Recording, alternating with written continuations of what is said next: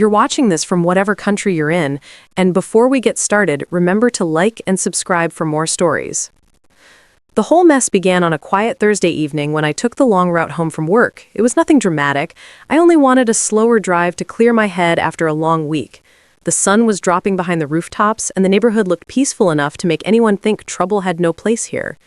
I didn't know that a woman I had never met was already behind me on the road, watching every turn I made like she had discovered a secret. I noticed her only once at first. A small sedan, clean but old, following a little too close. I didn't think much of it. People tailgate for 100 reasons, and most of them aren't worth more than a shrug. I kept driving. A few more turns, and the car stayed with me. It wasn't speeding or honking. It just stuck to me like it had decided I was the only car on the road worth watching. By the time I reached my street, the unease had started to settle in. Nothing wild, but enough to make me glance in the mirror longer than usual. I pulled into my driveway, hit the garage opener, and waited for the door to rise. The street behind me looked empty. No one parked, no one walking a dog, no kids with skateboards, only the quiet that comes right before you realize something is off. Then the same sedan rolled slowly into view. It didn't pass, it didn't speed up, it crept, almost like the driver needed to see exactly where I lived. The car stopped in front of my house, engine idling. I stayed in the driver's seat and waited, trying to make sense of it. The door cracked open, and out stepped a woman with sharp eyes and the stiff posture of someone who usually gets what she wants just by standing still long enough. She didn't walk toward me. She stood there, arms crossed, staring at my house as if she had lived here long before I did. The longer she watched, the stranger it felt. I stepped out of my car, but she didn't react. She looked at me the same way someone might study a suspicious package. A few seconds passed before she got back in her car. The tires rolled slowly, almost theatrically, as she drove off like a guard leaving a shift she didn't ask for. I shook it off and went inside, telling myself it wasn't worth thinking about. People get lost, people get confused, people do strange things for reasons you'll never know. I locked the door, made dinner, and went on with my night. It wasn't until the next morning that I learned she wasn't lost at all. Around 8, the pounding on my door shook the frame hard enough to wake me up fully. I opened it to find a police officer standing there, hands still raised from knocking. His expression wasn't angry, it was confused more than anything, like he already regretted the call he'd been sent on. He asked if I lived there. I told him I did. He asked how long. I told him that too. Every answer I gave seemed to make his confusion worse. He finally explained that someone had reported me for suspicious behavior, claiming I had followed them home and did not appear to belong in the neighborhood. The words hung in the air with the kind of weight that wasn't heavy but irritating. The officer glanced around, taking in my porch, my car in the driveway, my house keys in my hand. Nothing added up to the complaint. He seemed embarrassed to even ask more questions, but procedure kept him talking. After a few minutes, he apologized and stepped off the porch. He said he needed to follow up with the caller who had insisted she felt threatened. That was when it clicked. The sedan, the woman watching me, the way she had stared at my house like she needed proof that I belonged. She had followed me. She had watched me walk inside. She had seen the lights turn on, and somehow she had twisted all of it into a story where she was the one in danger. The officer started walking back to his patrol car. Then he paused, glancing down the street as if he expected someone to step out and create another scene. Instead, it was quiet again, but not in the peaceful way it had been the night before. It felt like someone out there was waiting, watching, ready to make this into something bigger. I closed the door, but the sense of being observed stayed with me. I knew this wasn't ending with one police visit. People like her didn't stop at one complaint. They pushed and pushed until they got the reaction they wanted. The doorbell rang again before I even moved away from it. I opened it to find the police officer still there, phone in hand. He said the caller wanted him to verify more things. His tone carried the kind of patience someone uses when they've already had enough. Something about the conversation had shifted. The officer looked irritated, but not with me. He asked if I had anything to prove I lived here. I pointed to the house number. I pointed to the car with my parking decal. He nodded, already knowing the answers before he asked. He excused himself and stepped aside to make a call. Through the window, I watched him talk, pacing a little as he listened. His face stiffened. He stopped pacing. Then he slowly turned around to look at my house again, shaking his head slightly like he couldn't believe what he was hearing. He hung up and walked back to my door. But this time, his expression had changed completely. He told me to stay inside for the moment. He said he needed to handle something. The officer walked down the driveway, toward the street, toward a small figure standing at the far end, near the corner. I recognized the silhouette even from that distance.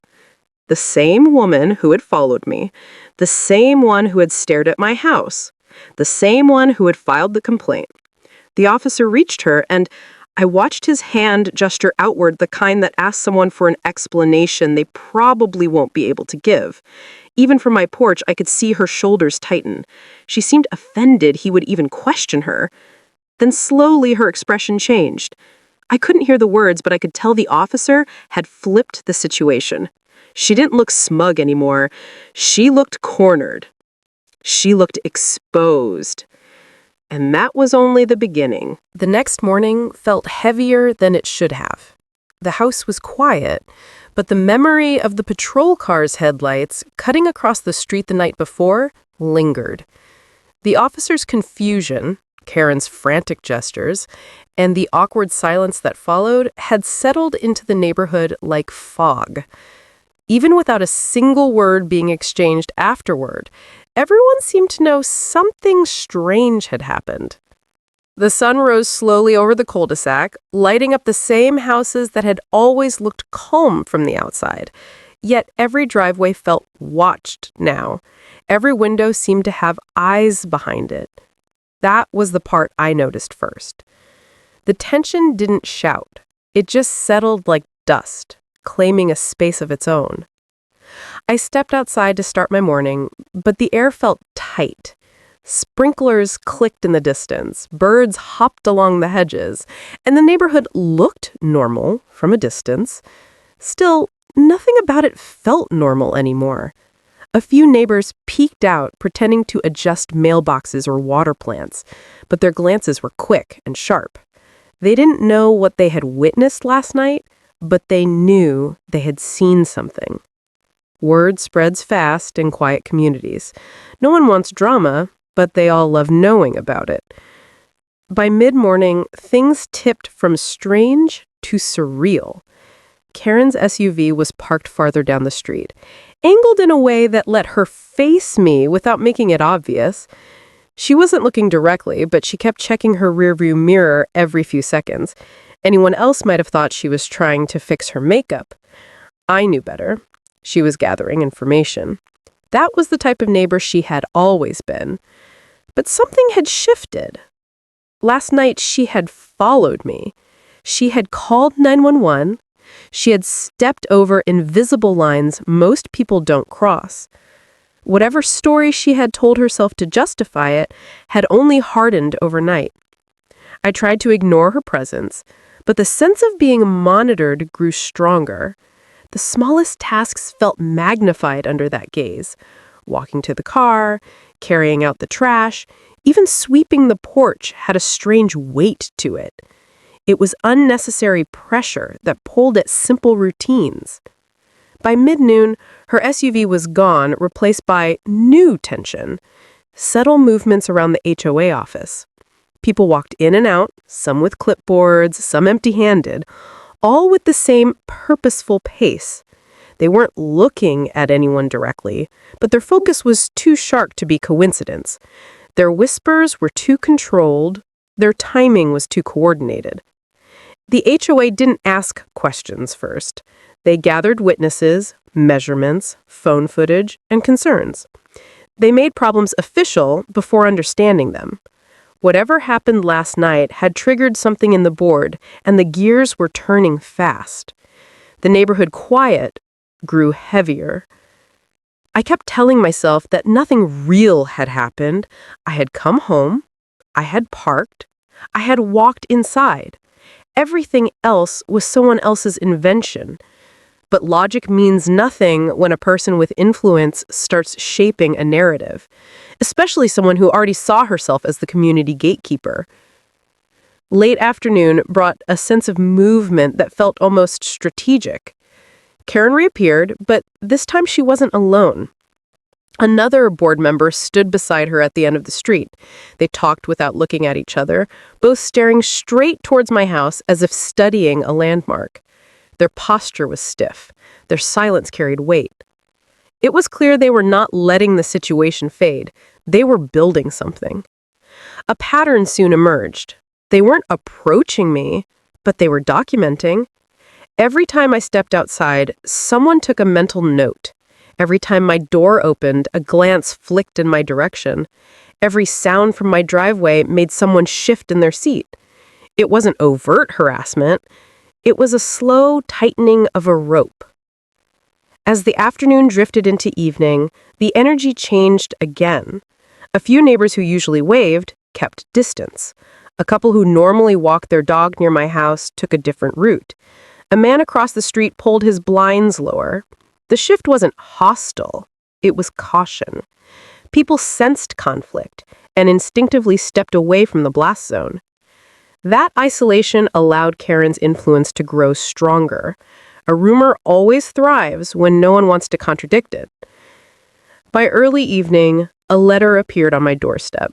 No knock, no doorbell, just paper gently placed and footsteps fading. The envelope was thin and printed with the HOA letterhead that always seemed too formal for neighborhood matters. Inside, the message was brief. It claimed there had been concerns about suspicious activity connected to my arrival home the previous night. It requested my presence at a discussion meeting, which everyone knew was never a simple conversation. The HOA didn't invite, they accused. They wrapped everything in polite language, but the meaning was always clear. It was a warning. A colder undercurrent ran beneath the surface. Somehow, my perfectly normal actions had been turned into a community event. Karen's story, whatever it was, had been accepted enough to prompt this letter. Her accusation wasn't just being heard, it was being acted on. The idea bothered me more than the letter itself. A single person's paranoia had become a formal complaint. A single phone call had triggered an entire system. The officer last night understood the situation. The HOA didn't care. Their decisions had nothing to do with truth. They cared about order. Their version of it, at least. Night fell slowly, and the neighborhood lights flickered on one by one. The houses looked calm again, but it was the kind of calm that doesn't offer comfort. It felt like the quiet space right before a conversation turned serious. I sat on the porch for a moment listening to the distant ocean wind and the soft hum of streetlights. The events of the day settled around me, forming a pattern that was becoming impossible to ignore. Karen had overstepped, the HOA had jumped at the chance to get involved, and the story was now bigger than a simple misunderstanding. She believed she had uncovered a threat. The board believed her instincts. The neighbors believed whatever made their lives easier, and none of them had stopped to ask a single question. The meeting notice was set for 2 days later, which meant their preparation had already begun. They were gathering notes, aligning opinions, and crafting the narrative they wanted to present. They expected me to walk in defenseless. They didn't realize how much I already understood. They didn't know how carefully I had paid attention, and they definitely didn't anticipate that the truth was shaping itself into something far clearer than the story they were trying to build. As the night deepened, one thing became certain. Whatever came next would not be simple, and it wouldn't be polite. The line had been crossed, the stakes had been set. The next morning arrived with a tense quiet that settled over the neighborhood like early fog. The events of the previous night were still fresh in the narrator's mind. The patrol car's lights had barely faded down the street before the real weight of what happened finally hit. Being followed home was unsettling enough, but having an officer confront the woman who did it made it clear that this was no misunderstanding. Someone had crossed the line. The narrator moved through the house with slow steps, still replaying the moment the officer asked the woman why she was tailing someone she didn't know. The shock on her face had been genuine, but shock didn't erase what she had done. And it didn't answer the question every neighbor would soon ask. How long had she been doing this? And why? When the sun rose higher, a different kind of tension drifted through the neighborhood. Curtains twitched. Front doors cracked open just enough for people to peek out without committing to stepping into the morning. Everyone seemed to wait for someone else to move first. The narrator grabbed a cup of coffee, stepped outside, and walked toward the mailbox, knowing full well several pairs of eyes were already watching. The patrol car from the night before had clearly made an impression. No one knew what had happened, but everyone sensed something had. A few neighbors lingered in their yards longer than they needed to, pretending to water plants or arrange lawn decorations. They weren't subtle. The whole place hummed with curiosity. The narrator kept to a calm pace. The last thing they wanted was to add fuel to the small-town whisper mill. But as soon as they reached the mailbox, the door of the house across the street swung open. A neighbor who rarely spoke stepped out, glanced around, and crossed the street with a slow, deliberate hesitation. They didn't look angry. They looked concerned. He stood a few feet away and asked if everything was all right. The narrator gave a short answer, enough to confirm something odd had happened, but not enough to start a wildfire of exaggeration. But even that small confirmation transformed the neighbor's expression. Concern sharpened into something heavier, unease. He leaned in slightly, lowering his voice as if the trees themselves were listening. He mentioned that he had seen the same woman driving slowly down the street the previous week, circling twice before leaving. He hadn't thought much about it at the time. Now he wasn't so sure. As the narrator headed back home, the weight of his words lingered. One person following home might be a one-time event, but repeated slow passes? That suggested something else entirely. Something intentional.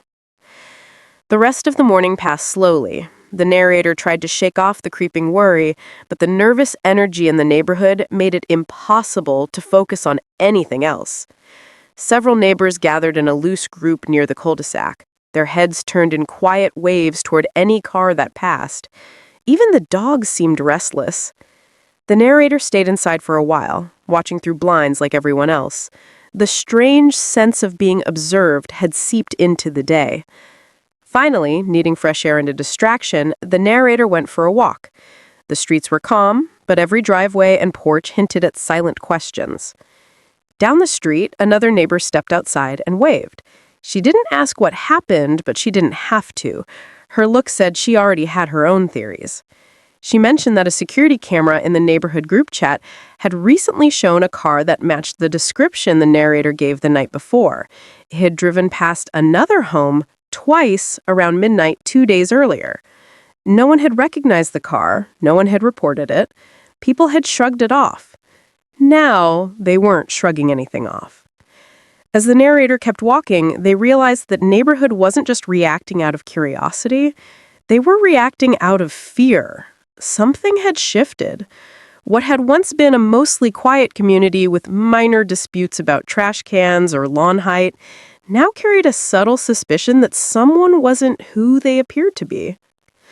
Later in the afternoon, the doorbell rang. The narrator opened it to find the officer from the previous night standing on the porch.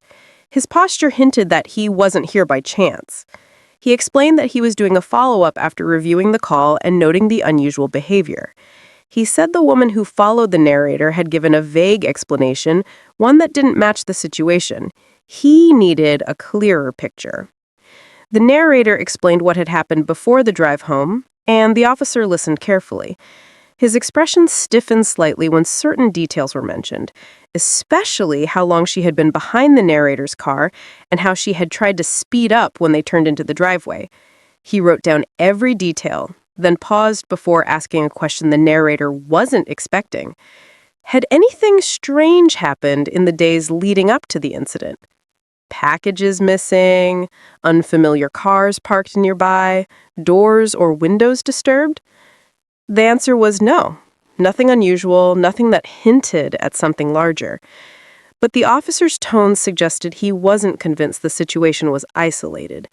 He said he couldn't share much, but this wasn't the first report involving the same woman. The difference was that the other incidents hadn't escalated as far as following someone home. That single sentence changed everything.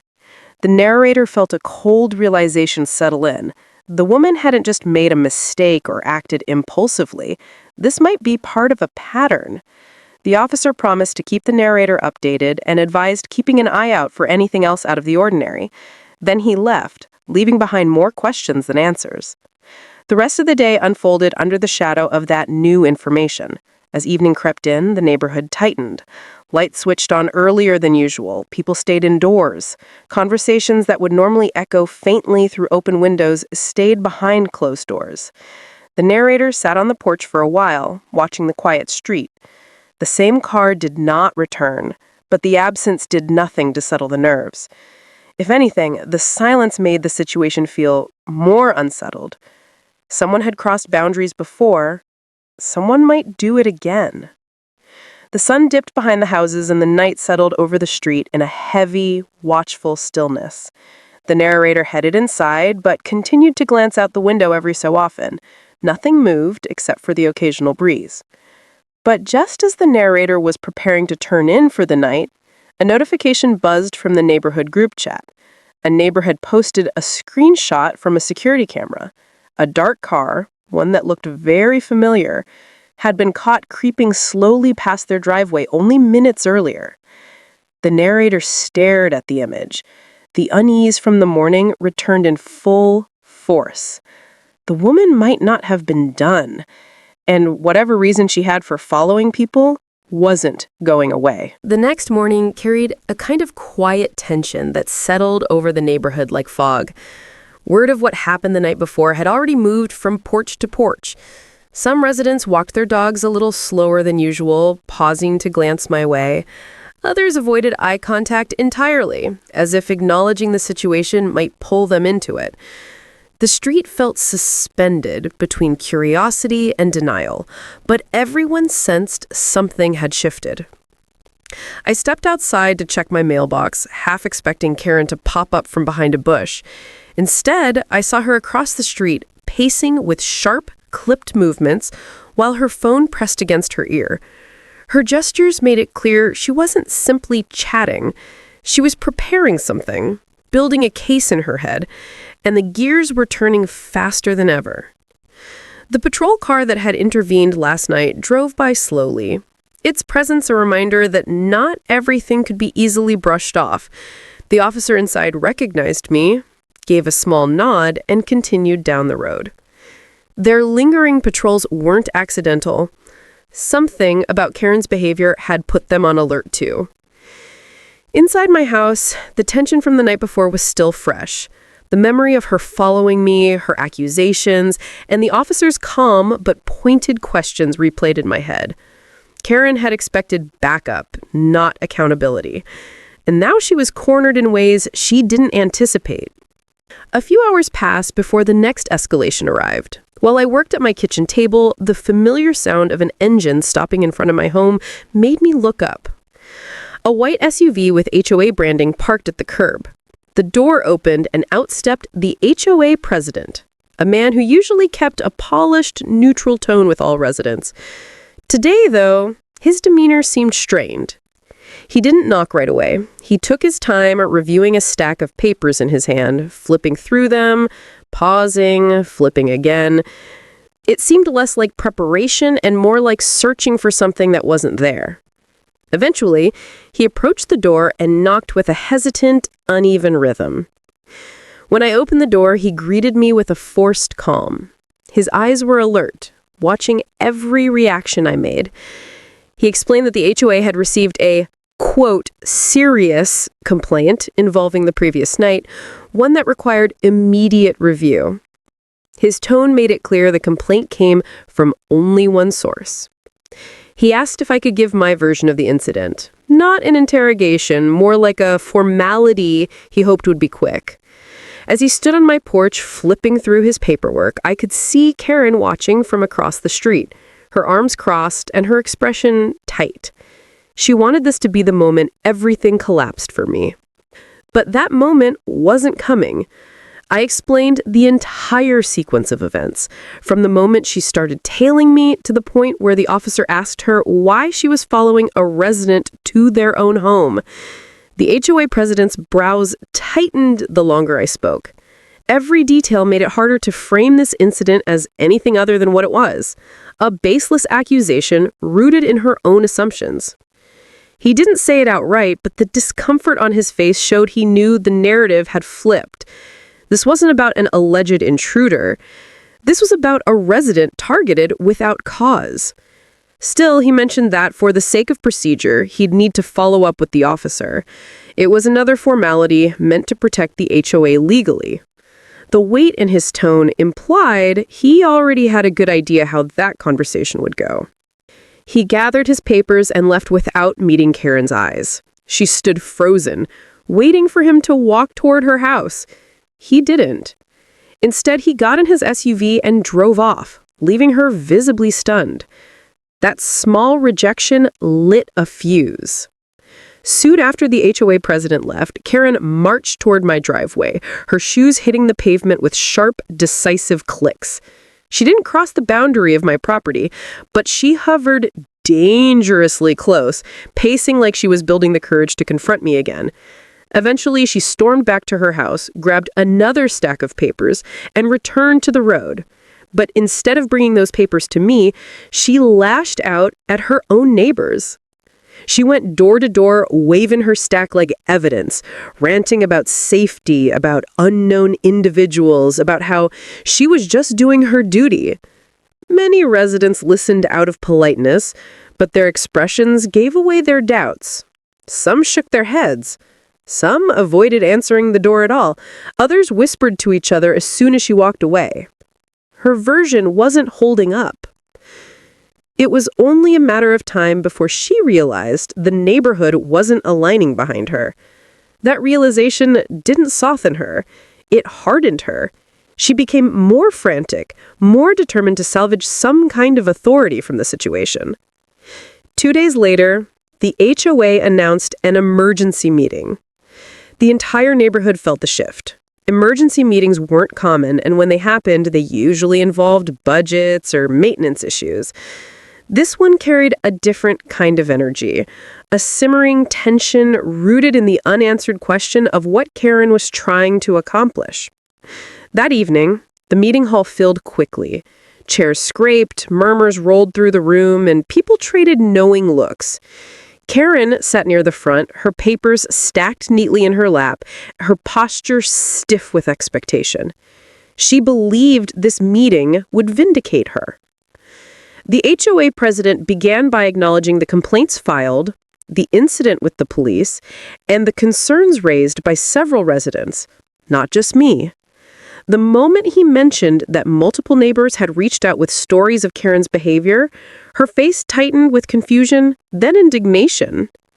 He laid out the facts in a steady, measured voice. The officer's account confirmed my residency, confirmed her pursuit, and confirmed that the call she made to 911 had been based on an unfounded assumption. Around the room, heads nodded. The narrative had settled. Karen's expression shifted from strained confidence to disbelief, as if she couldn't understand how her certainty had unraveled so quickly. The meeting continued with other residents sharing their own experiences of being questioned, confronted, or reported by her. Some had been targeted for minor things, walking at night, parking a little too close to a curb, or having unfamiliar guests. Others described the fear they felt when she approached them despite having done nothing wrong. The room filled with stories, frustration, and relief that someone had finally spoken up. Karen didn't speak again. She sat rigid, eyes locked on the table, her grip tightening around her papers as the reality settled in. When the HOA president announced that they would review disciplinary action for misuse of authority, the room exhaled with quiet approval. Karen stood up, gathered her things, and walked out without looking at anyone. The door shut behind her with a hard, final thud. Her exit didn't mark the end of the situation, but it marked the shift. The neighborhood had seen what she was willing to do, and the authority she wanted to wield no longer held the weight she expected. The morning after the incident at the coffee shop drifted in quietly, but the neighborhood felt different. It carried a sense of awareness, as if everyone was waiting to see what would happen next. The story of Karen following me home had already spread through the community. Some heard it from the officer who responded. Others caught pieces of it from neighbors who had seen her tailgating me the night before. By sunrise, every house on the street seemed to know something unusual had happened. I stepped onto my porch to see how calm the day might be, but even the air felt unsettled. A few neighbors looked over with curious glances, unsure whether to ask questions or keep their distance. The previous day had shown them that this whole situation was bigger than simple irritation or petty conflict. It was now public, open, and impossible for the HOA to pretend it didn't exist. A few houses down, I noticed movement near Karen's place. Her blinds shifted slightly, and someone tugged them shut at once. A shadow moved behind the fabric as if pacing back and forth. The night must not have given her much rest. Being confronted by an officer after calling 911 on the wrong person probably rattled her more than she would ever admit. She had built her reputation on control, order, and intimidation. Having an officer question her behavior struck at the center of everything she used to hold authority. I spent part of the morning sitting on the porch with a cup of coffee as cars rolled by slowly. Some neighbors waved, others gave me the kind of nod people use when they quietly approve of something but don't want to make a scene. It was strange to feel supported by people who had stayed silent for months while Karen acted freely. But now that the spotlight had shifted, their confidence grew. Around mid-morning, I received a message through the community email thread. It came from the HOA board. The subject line read, "Urgent meeting, security and resident conduct." The body of the message was short and vague, but it was clear what it really meant. The story of Karen following me home had reached the board, and now they wanted to control their response. They scheduled the meeting for the next evening at the clubhouse. For the rest of the day, the neighborhood buzzed with tension, even though everything looked peaceful on the surface.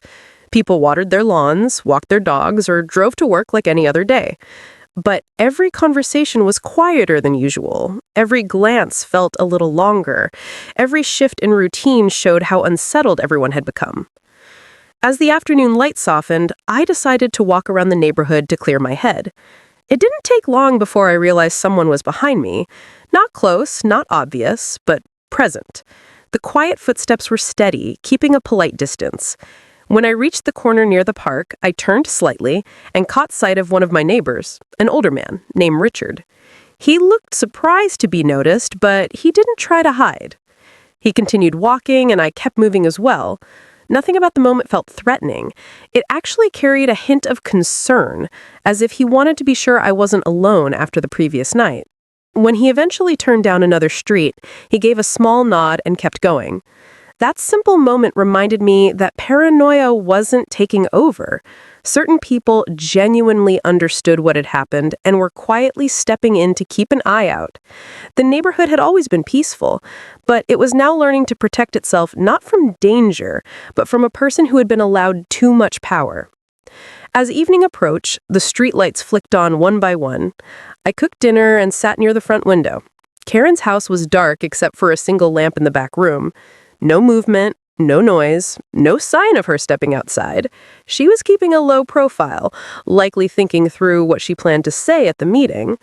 Night settled slowly, bringing the kind of calm that feels temporary. The moon rose clear above the rooftops, giving the neighborhood a soft glow. It was easy to imagine the next day unfolding with more unanswered questions and more uneasy glances. Before bed, I stepped onto the porch again. The street was quiet, but I could sense the weight of tomorrow. The meeting at the clubhouse would draw everyone together. Karen would defend herself. The board would try to control the narrative. Some neighbors would show support. Others would avoid choosing a side until they saw which direction the room turned. The officer's words stayed with me. He had asked Karen, "Why were you following me home?" That single question had shifted everything. It didn't clear the tension, but it planted doubt where Karen had always held certainty. I closed the door and locked it for the night. The house felt safe, the street outside felt still, but the story was far from finished. Tomorrow, the neighborhood would gather in one room, and for the first time, everyone would hear the full truth. A quiet moment passed as I turned out the lights. Even without words, the night carried a clear message. The calm was only temporary, and the next chapter of this conflict would unfold in front of the entire community. The day closed with that feeling hanging in the air as the neighborhood drifted into an uneasy sleep, waiting for what the meeting would bring next. The patrol car rolled away from the curb that night, leaving behind a street washed in the glow of porch lights and confused neighbors staring from their windows. The officer's reaction had shifted the entire mood of the block. What had started as a tense confrontation now felt like a slow unwinding, a sense that someone was finally questioning the right person. Still, even after the cruiser disappeared, the air carried the weight of something unfinished. It was clear the story wasn't close to over, and the quiet that followed felt like the calm before the next part of the storm. Inside the house, the stillness made every sound stand out. The hum of the air conditioner, the faint shuffle of the dog settling in its bed. Even the ticking of the living room clock seemed louder than usual, marking each second with a steady, impatient rhythm. It was the kind of silence that left room for the mind to replay everything in perfect detail. The headlights behind the car, the creeping sensation of being followed, the officer's surprise, the way Karen froze when asked the obvious question. All of it formed a picture that grew sharper the longer it sat in memory. By morning, the neighborhood was buzzing. People who had seen the scene unfold shared their version of it with those who only heard the siren or caught a glimpse of lights bouncing off windows. The story expanded in whispers and crossed property lines faster than anyone expected. It didn't help that Karen had already started doing damage control, moving from house to house with her well-practiced blend of theatrics and selective storytelling. Her version left out her following behavior and instead painted the encounter as a misunderstanding fueled by her concern for the neighborhood. She pushed the idea that she was only looking out for everyone's safety, shaping the narrative in a way that made her seem like an innocent watchdog rather than someone who crossed boundaries. But even with her efforts, it was obvious not everyone bought it. Some neighbors had seen her following the car earlier in the evening. Others had watched her rush to the officer with an urgency that didn't match her story. A few simply had enough history with her to recognize when she was trying to turn a situation into a personal crusade. The block was divided, but this time the balance leaned away from her. People were beginning to question her fixation, her constant need to insert herself into situations that didn't involve her. The HOA board, on the other hand, took a predictable path. By midday, an official email had been sent to all homeowners, a carefully worded message about safety concerns, visitor verification, and neighborhood vigilance. The message didn't mention Karen by name, but it didn't need to. The timing alone revealed the purpose behind it. It was an attempt to justify her behavior under the umbrella of community caution, another example of how the board liked to protect its own. The message didn't acknowledge the uncomfortable truth that a resident had been followed home without cause. Instead, it reassured homeowners that officers responding to calls was a routine part of maintaining order. The message only added more fuel to the conversations already spreading across the neighborhood. People weren't just annoyed anymore, they were frustrated. Many felt the board was becoming increasingly intrusive, blurring the line between oversight and overreach. Some wondered how much power the HOA had quietly given itself. Others questioned if they had any real say in what the board decided, and then there were those who simply didn't want to live in a neighborhood where being followed home was something to shrug off. Despite everything, the most unsettling part wasn't the confrontation or the HOA email. It was the lingering sense of being watched. Even after the night passed and the sun returned, the memory wasn't easy to shake. There was a new awareness of every car creeping past the driveway, every pedestrian who lingered a second too long. The simple act of stepping outside carried a trace of caution that hadn't been there before. The block didn't feel hostile, but it no longer felt as carefree as it once had. Something subtle and important had shifted. Later that afternoon, a short walk down the street confirmed how far the story had traveled. A few neighbors nodded in quiet solidarity, making it clear they had heard the truth rather than Karen's edited version. One pointed toward the HOA mailbox with a sigh, muttering something about how ridiculous things had become. Another simply raised an eyebrow in sympathy. The expressions alone said enough. They highlighted the divide between those who wanted peace and those who seemed to thrive on tension.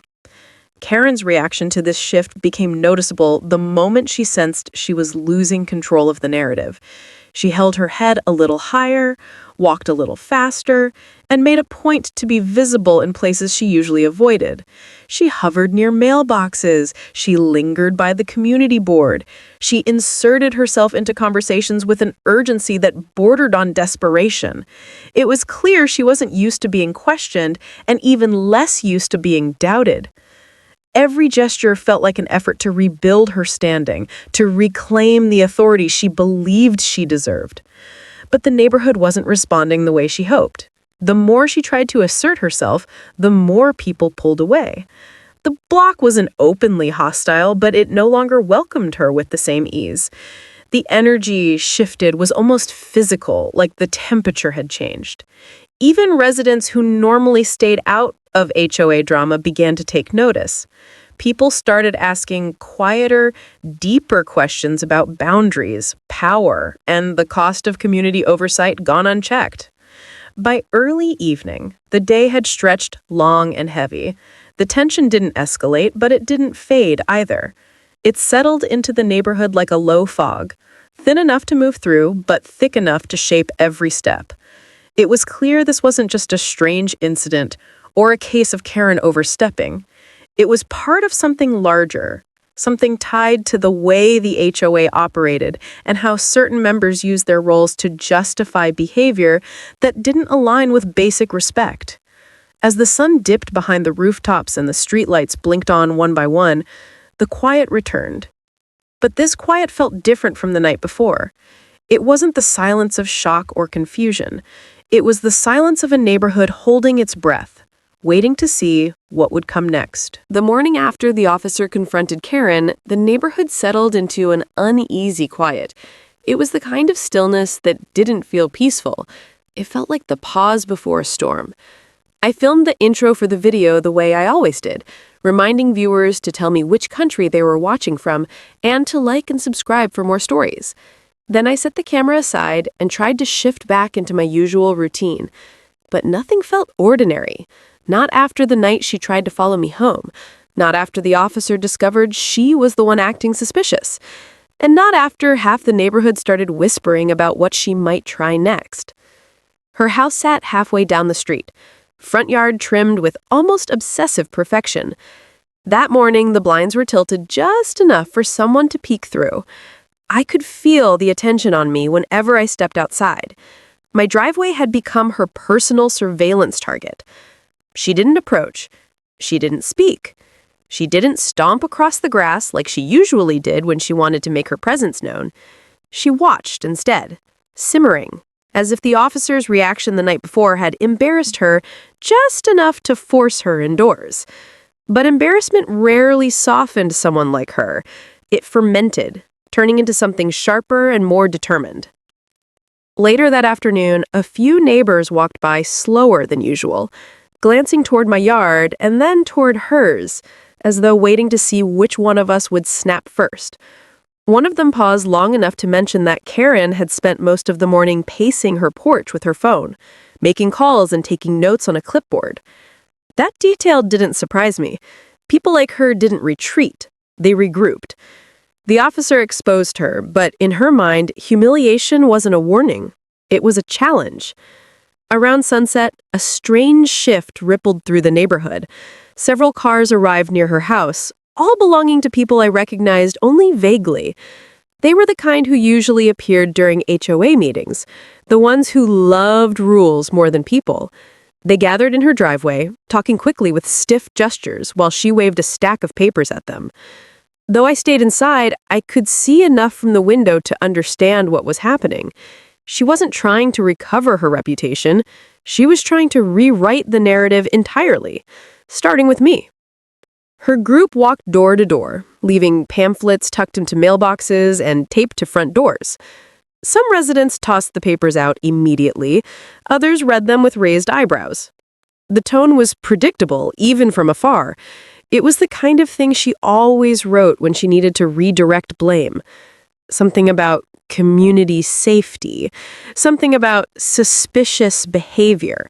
Something about outsiders, even though I had lived there far longer than she had. It was a performance she hoped would tilt the neighborhood back to her side. By nightfall, she escalated. The motion-activated camera on my porch captured her walking along the sidewalk with her same clipboard, stopping right in front of my house and staring at it for several seconds. She didn't step onto my property, at least not while the camera recorded her, but her stance made her message clear. The officer might have embarrassed her, but she believed she could still regain control by putting pressure on me socially rather than legally. The strange part was how quiet she kept during all of this. There were no outbursts, no shouting, just planning, watching, measuring. It made the tension worse, not better. When someone like her stayed silent, it meant they were preparing something bigger. The next morning confirmed that suspicion. An HOA notice appeared on my doorstep, sealed in a plastic sleeve and delivered by hand. The letter claimed there had been recent concerns related to neighborhood vigilance and suggested I attend a mandatory meeting to address complaints made against me. The tone was formal, but laced with the same passive accusations that always came from Karen's influence. It didn't directly say that I was the problem. It didn't need to. The intent sat between the lines like a shadow. She wanted to undo the officer's conclusion by drowning it in community paranoia. I wasn't surprised when I looked across the street and saw her standing with her arms crossed, watching to see how I reacted to the notice. Her expression carried a kind of triumph, as though she believed she had regained her leverage. She didn't wave. She didn't hide. She simply observed, waiting for me to show discomfort she could interpret as guilt. Instead of giving her that satisfaction, I placed the notice inside and stepped back outdoors to water the garden. Her gaze didn't waver. It stayed locked on me with a mix of resentment and anticipation. The officer revealing her behavior should have been the end of it. But for someone like her, being proven wrong wasn't a conclusion. It was a reason to dig deeper. By midday, the whispers in the neighborhood grew louder. A few residents stopped to check on me, asking whether the rumors were true and whether I had really been involved in a police call. They were polite, careful not to take sides, but the fact that they asked meant Karen's story was spreading. It didn't matter that the officer knew she was the one acting suspicious. She was counting on repetition to reshape the memory in everyone else's mind. People like her thrived on secondhand fear. That evening, the HOA sent an email echoing the notice, confirming the concerns and the meeting she pushed them to schedule. She wanted a stage. She wanted an audience. And she wanted the chance to rewrite the events of that night with the kind of confidence only someone deeply committed to their own version of reality could muster. I knew I couldn't avoid the meeting. Even ignoring it would play into her hands. So I prepared. I reviewed my security footage. I saved copies of the officer's statements. The truth was on my side. But in a neighborhood like this, the truth was only half the game. Perception was the rest. As I organized everything, a thought settled in. Karen believed she had rebuilt her advantage. She believed she had regained the upper hand by pushing the HOA into giving her a platform. She believed the meeting would be her moment to turn the community against me. She had no idea what was waiting for her. The quiet street looked nothing like the battleground it had been for the past week, but the tension hadn't faded. The story had grown far beyond a simple run-in with a nosy neighbor. It now sat on the edge of something bigger, something that had pulled in police reports, security footage, neighborhood rumors, and the slow unraveling of a woman who refused to admit she was wrong. Before diving into the final piece of this journey, the narrator invites the viewers once again with the same familiar hook. Comment where in the world you're watching from, and remember to like and subscribe for more stories like this. The morning after the officer escorted Karen away from the property, the neighborhood seemed to hold its breath. Some residents peeked out from behind curtains, unsure of whether she would come back with another claim. Her behavior over the past week had shaken the street more thoroughly than she realized. People had started talking about her long before the police showed up, but now her name was everywhere, carried through small conversations, whispered in group chats, and shared with a tone that mixed caution with exhaustion. The narrator woke before sunrise, not because they expected anything dramatic to happen, but because they wanted to sit on the front porch and feel the air without the weight of eyes watching from across the street. The stalker-level fixation Karen had shown felt like something that could linger, even in her absence. For the first time in days, the neighborhood was still. No flashing headlights creeping behind the narrator's car, no shadow parked across from the driveway, no footsteps pacing in places they didn't belong. But still, the quiet didn't feel complete. Later that morning, an officer called with an update. Karen had been released with a stern warning and a scheduled hearing. While there were no criminal charges yet, the stack of complaints she had triggered created a record that would follow her. The officer didn't say it directly, but the tone carried a sense of fatigue. She had argued nonstop at the station, twisting stories, blaming everyone around her, insisting she had simply been protecting the neighborhood. The officers had heard it all before. They knew the pattern. The narrator thanked him, though relief didn't fully settle. The conflict wasn't finished. Karen didn't have the kind of personality that disappeared quietly. And sure enough, the next piece of the story unfolded before anyone expected. Around noon, a few neighbors gathered near the corner where the street mailbox stood. They were waiting for the narrator, wanting to finally talk about everything openly. Many of them had been indirectly involved, spotting Karen trailing behind the narrator's car before they even realized something was wrong. One neighbor admitted she had recorded Karen pacing up and down the street late at night, muttering to herself while staring at houses she didn't live near.